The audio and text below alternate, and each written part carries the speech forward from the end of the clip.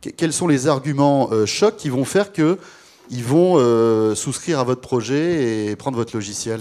Par exemple, ce qu'on dit souvent dans les grandes organisations, c'est que qui, dans une organisation, n'a pas été confronté à la situation suivante, de se dire, je suis face à un problème, je sais qu'il y a quelqu'un dans l'organisation qui a la réponse à mon problème, mais je ne sais pas, et je ne sais pas qui, quoi, en fait, et je ne sais pas me connecter avec lui.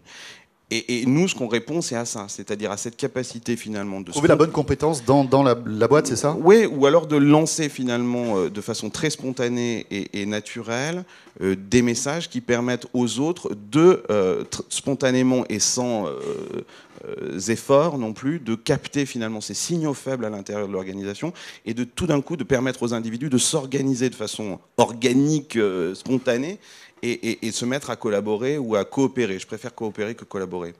D'accord. Voilà.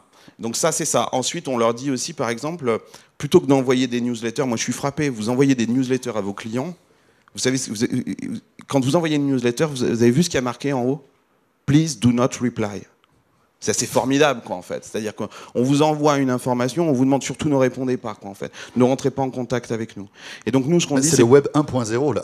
Bah, là, on est purement dans le web 1.0. Donc nous, ce qu'on dit, c'est plutôt que d'envoyer des messages comme ça en espérant qu'ils soient lus, et généralement ils passent plutôt à la poubelle.